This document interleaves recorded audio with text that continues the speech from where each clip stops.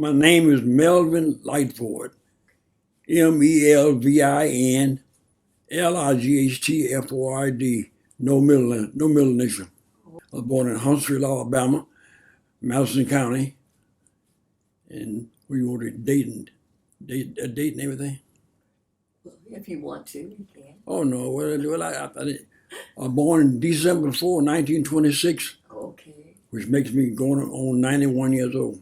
I came to Riverside in December 19th, 1954. Okay.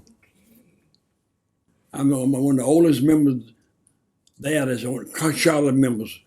And there's only one person older than I am in this whole church. That's Sister Lester. Well, I came to Riverside in search of a bride.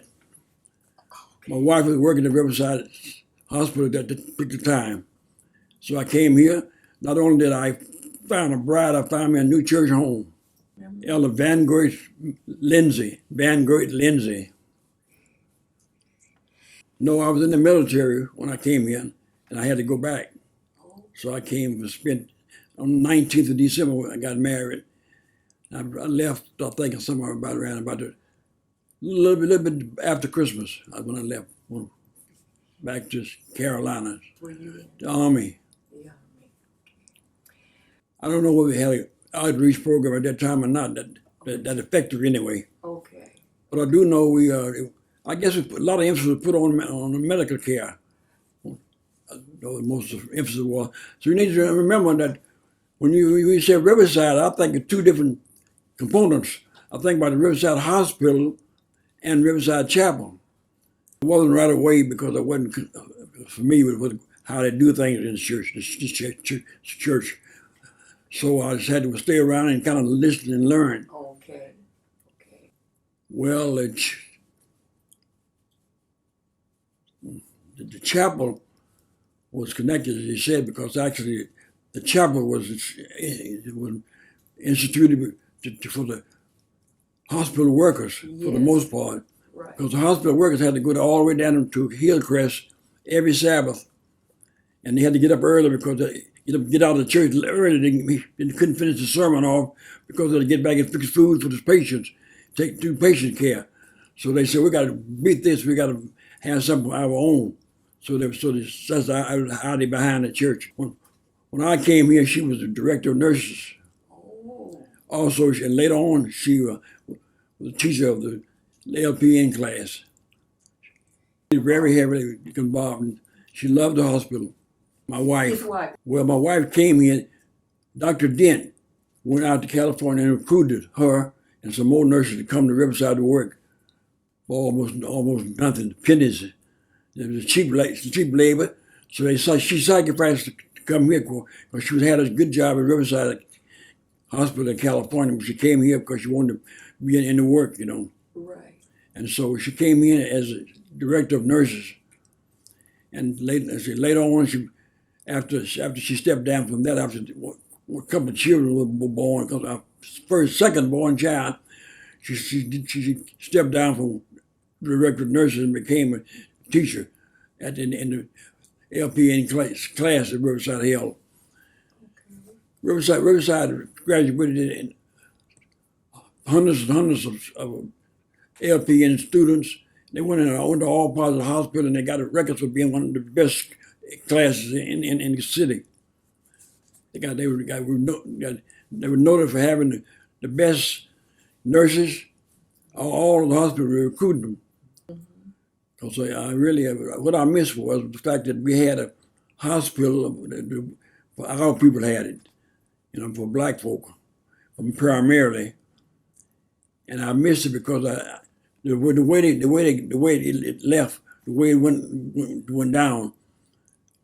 I feel like the GC deserted us. That's how I feel about it.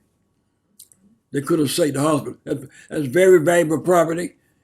They could have kept it and made some other facilities out of it, like a nursing home or something of that type. Just because the GC owed Sunbelt Corporation $6 million at Riverside, Sunbelt wanted that money, so they sold it so they could pay Sunbelt off, and that's what happened to the hospital. I think it's all uncalled for. Yeah. But for the most part, the average member didn't have very little to say about it because they didn't know enough about it. We weren't told the reason behind to say it. We weren't told, what was the future. We didn't know what the future was going to be. We didn't know they we would open up again and get it, buy it back or something. But that was what most of the members wanted us to do. We tried to, and later on, you know that part. Yeah. But somehow or another, it fell through. A lot of new young members. This church is full now. I don't know about a third of the people that now. They all look new to me. But they're good members though. They're energetic. They Christians. They want to move the church forward. Well, I think we're more active today than we were then. After all, we had a church full of old folk. They didn't get out too much. They put a lot of emphasis on getting out in the streets and stuff like that. Well, I'm going to be honest with you. The reason I continue to come is because my wife loved the church, and when I go to church, I think about her. I'm reminiscing because she loved to come to church. But even though I didn't come as much as she did, but I love it. She loved it, and every time I go there, I think about it. How much joy we got out of being in church, and doing things with our children. Well, I knew I had a problem getting the Sabbath off, and the church was behind me, and the pastor wrote the letters to the post office, and they gave me a Sabbath off. So I really appreciate that because I really needed a job in those days.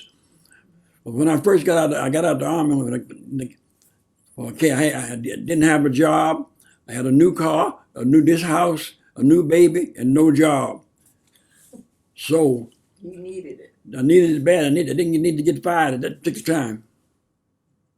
I think we have because all of the pastors that came after Van Corey left. I think they all loved the conference and they cooperated with them. We had the conference president periodically to come in quite a few times. We always had one of the conference officials there at the church. And they always give us a report of what was going on in the conference. Well, warm feelings mean different things in different people. Okay. Some people maybe have a different way of expressing their feelings about the church. But I had a quiet feeling. I appreciated what was going on. I appreciated what the church was trying to do. I appreciate the personnel, the pastors, in fact, and the music, especially your husband. Oh, you too. I remember that. And I appreciate that. That's one of the things I was going to tell you about. I used to love doing the Christmas program. It had two groups, one singing, responding to the others. I love that. Love it. George. You remember that one? Oh, are you thinking of the Messiah? Messiah. No, it wasn't Messiah. It was No. one of the songs we sang, a Christmas carol, Christmas song. Joy to the World? George, no, it wasn't Joy to the World. But I can't remember, but it was beautiful. I hear it a lot. We hear it a lot now.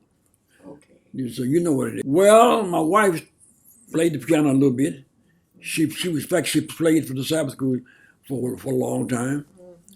And of course she tried to get our children to go to music piano lessons. Some of them succeeded, the others didn't. Pamela, I suppose Pamela, my oldest daughter, was the one that I really got more out of her music lessons than the rest of them. Because my son, Dr. Lightford, he went and the lady put him out of the class because he wouldn't practice. Miss Scott, you know Miss Scott. Yes, I do. Miss Scott told him that she go home and don't come back. She said that boy, she can't tell me that boy called me to start drinking. He was so terrible. Never was prepared for his music. I'm really proud of him, because I just wish he could get him a job, work around the house. He got to travel every weekend. That's not a very good thing. But they got to keep on until they can do better. So I appreciate him. He's good. Yes, he's They performed for you while you were working out at St. Vincent, didn't they? They came and had a program and that you invited them to perform. I did. come to mind? Well, I told you that I came here to get married, didn't I? Yes. I did get married in the chapel. Elder Van Gert and Lindsay married us. But I guess one interesting thing happened. My wife felt that I should be rebaptized before I got married. So I thought I didn't like the idea, but I went ahead and got rebaptized. But anyway, the pool was cold. The elder Lindsay told my wife, said, you got a good man, sister. Because he got us that cold water. It was terrible. Anyway, we laughed about that for a long, long time. No heated pools, right? I must be good. I must really be converted. That cold water would have done it by itself. I was born in Huntsville, Alabama, Madison County, December 4th, 1926. I was born to James and Melvin Lightford. I was an adopted child. Okay. I didn't mean I was born to them. I was adopted by them. I had a sister by my mother, but I never lived with her. She went on into St. Louis, and I didn't need to meet her again until she was grown. We both were grown when I saw her again. Went to Huntsville school, went to the same school all black folks went to, Council High School in Huntsville, Alabama. All the black folks went to school there from first on through 12. Well, I had two hitches in the military. I went in the military in 1944 in the Air Force.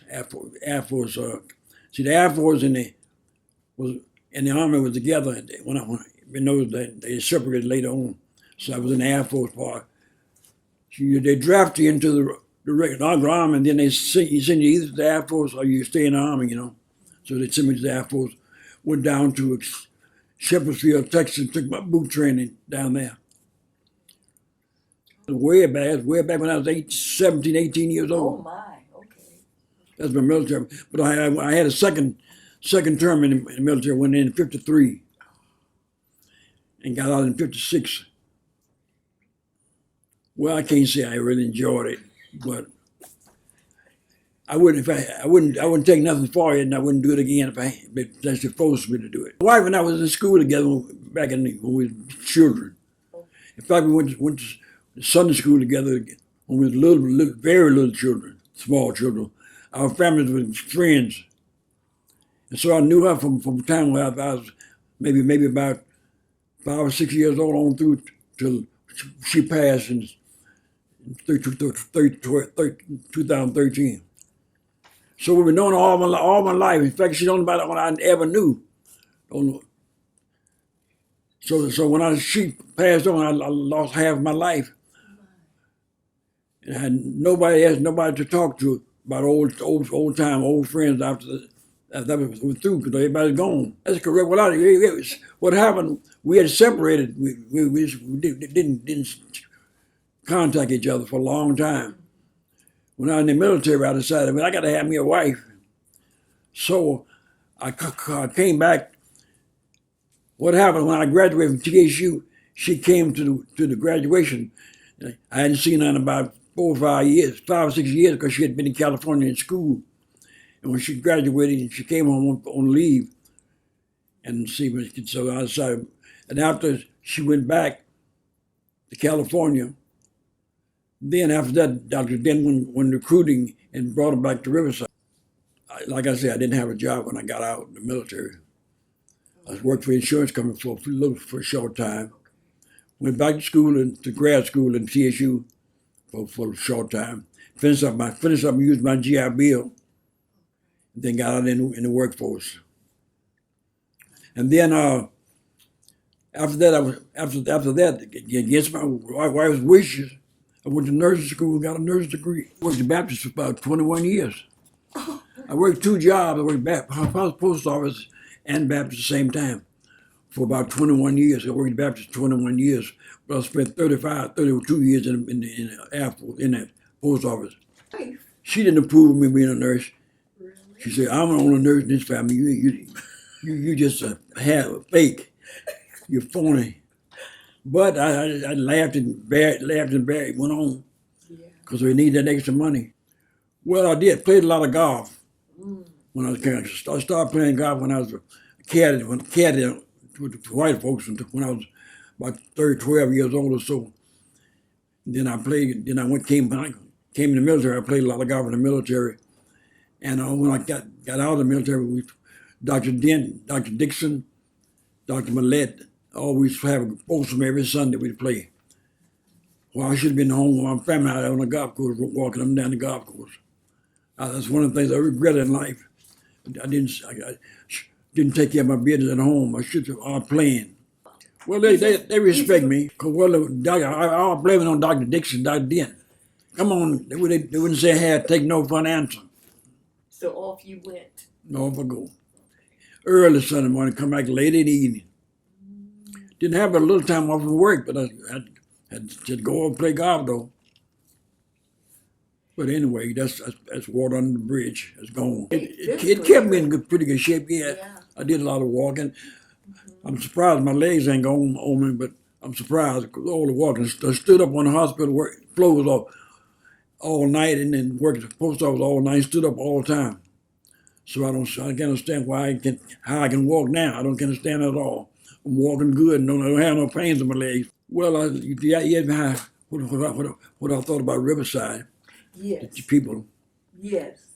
Like I told you initially that I had to, because I was Sabbath teacher for 20 years down in Riverside.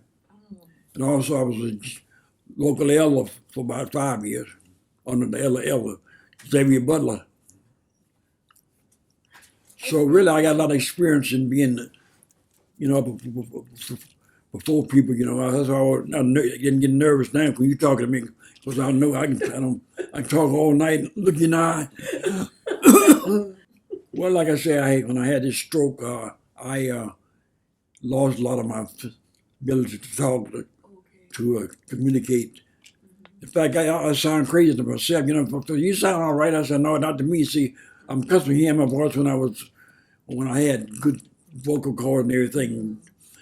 But now when I talk, I feel embarrassed because I don't believe I'm communicating. I don't believe I'm getting across to you about it. Appreciate y'all coming. I didn't give you everything I could have, but I gave you what I